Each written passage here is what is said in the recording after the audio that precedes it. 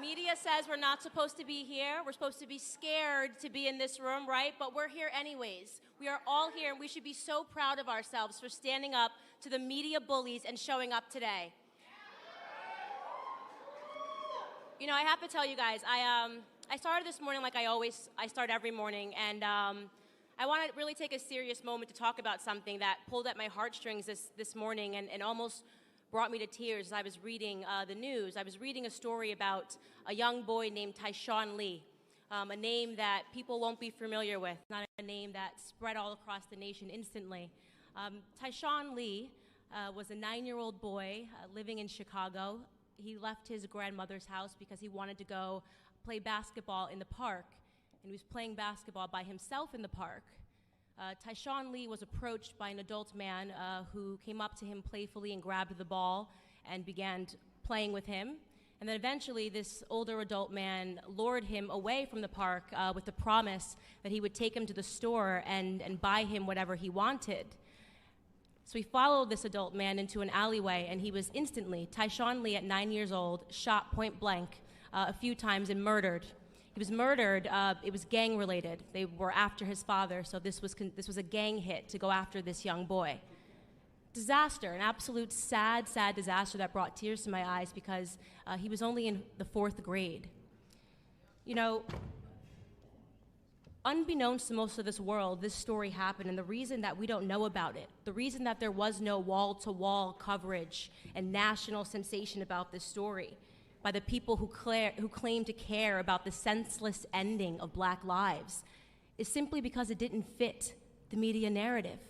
That's it. He was killed by another Black man, so it didn't fit the media narrative to be outraged about this story. Black on Black crime is something that our media tells us that we're not allowed to talk about. Over 93% of Black homicide victims are killed by other Black people. We are not supposed to be outraged, and we're not told to remember the names of those victims. Because if we begin to focus on that area, something that is causing real harm and devastation to our communities, we might uncover the truth. And the truth is that this is all by Democrat design. Our inner cities are all by Democrat design, like Chicago, like Baltimore, and like Detroit. They have been run by Democrats for decades. We have been made to believe that the conditions in our cities are normal. We're supposed to turn a blind eye to the corruption, to the crime, to the gangs, and instead focus on what our media deems of more importance. We are instead told that we should be focusing on white people. We're supposed to be reactive and angry and fearful about white supremacy, when in fact, it is liberal supremacy that is harming our communities. I say this all the time. You show me a neighborhood where there are liberal policies that reign supreme, and I will show you a neighborhood where Black Americans are struggling in this country. For decades, we have been disrespected by the Democrats. We have empowered their party, lined the pocket of their politicians, and we have gotten positively nothing in return for our blind allegiance and faithfulness. I've recently begun to immerse myself, as I told you all yesterday, in old videos and interviews of Dr. Martin Luther King Jr.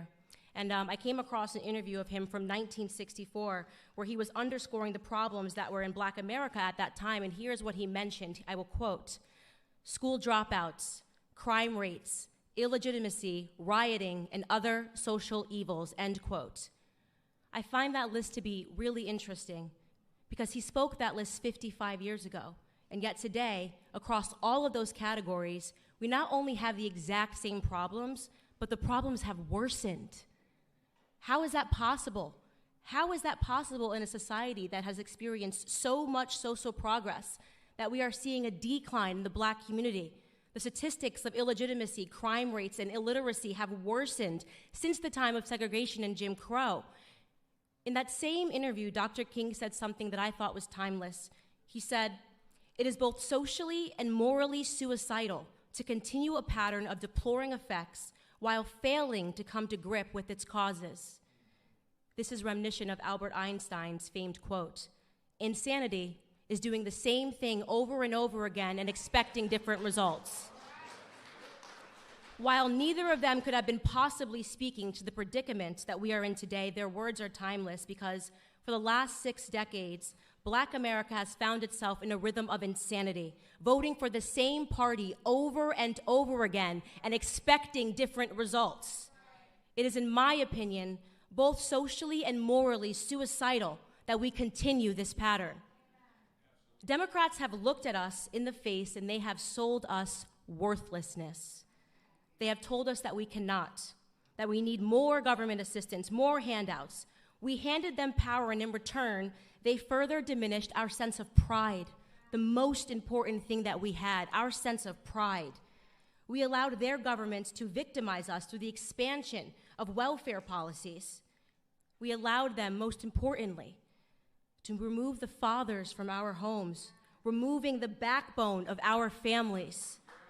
They knew, the Democrats knew, that without stable households, our children would pursue that paternity elsewhere. They knew that our children would run to the streets. They knew that our youth would grow up and begin to mirror themselves after rappers and basketball players rather than men of high intellect and values and more attainable goals.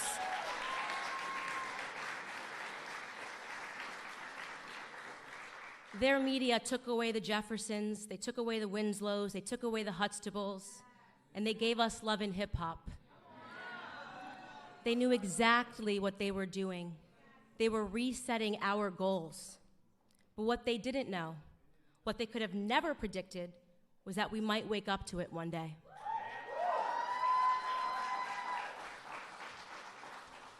In 2015, when a man with crazy hair and a beautiful wife came down the escalator at Trump Tower,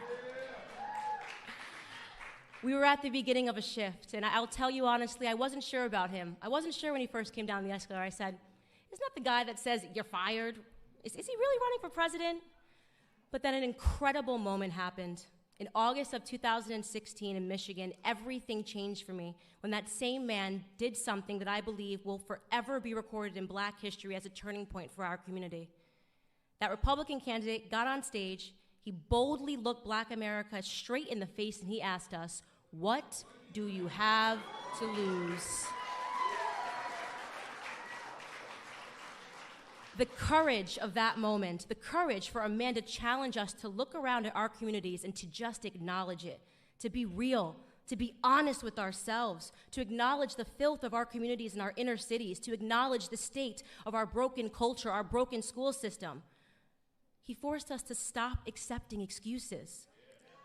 Every single person that is standing in this room stands here because at some point we had the courage to set our pride aside and to realize that for the first time in decades, we had somebody who was telling us the truth.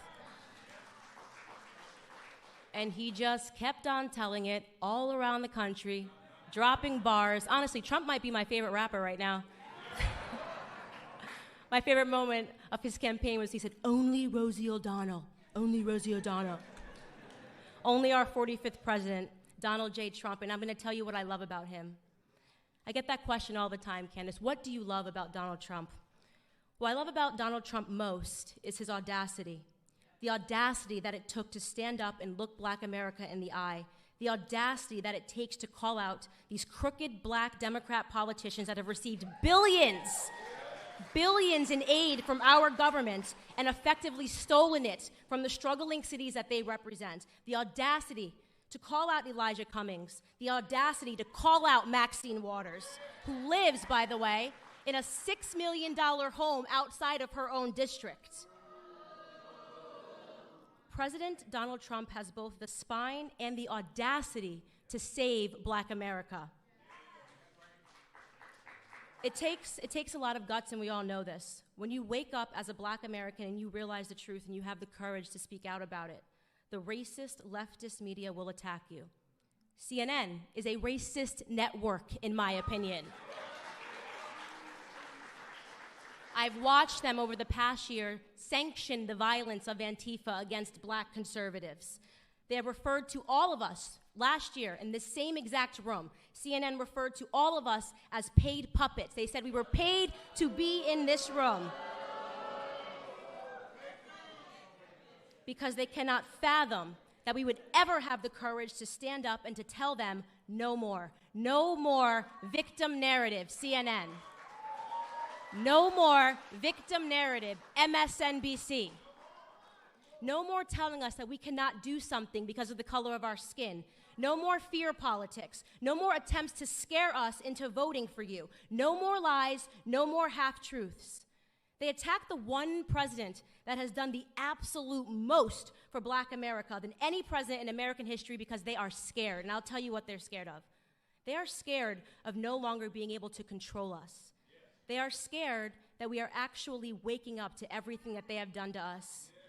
It was Clarence Thomas, Supreme Court Justice Clarence Thomas, in 1991 who warned us against what the Democrats and the media would do to Black people like us. This is what he said, quote, "This is a circus. It's a national disgrace, and from my standpoint as a Black American, it is a high-tech lynching for uppity Blacks who in any way deign to think for themselves, to do for themselves, to have different ideas, and it is a message that unless you kowtow to an old order, this is what will happen to you. You will be lynched, you will be destroyed, you will be caricatured, rather than hung from a tree." How right was Supreme Court Justice Clarence Thomas in the treatment of Black Americans today? It is a national disgrace.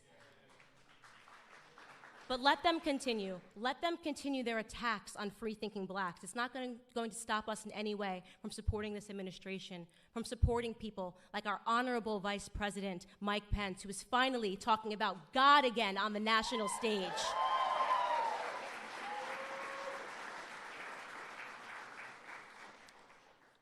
President Trump views us as Americans.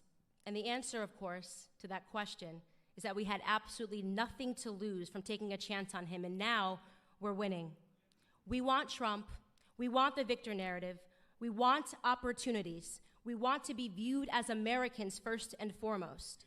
And you know, I rarely give him credit, but maybe former President Barack Obama said it best in his Harvard Law School paper when he wrote, "The American dream is to be like Donald Trump."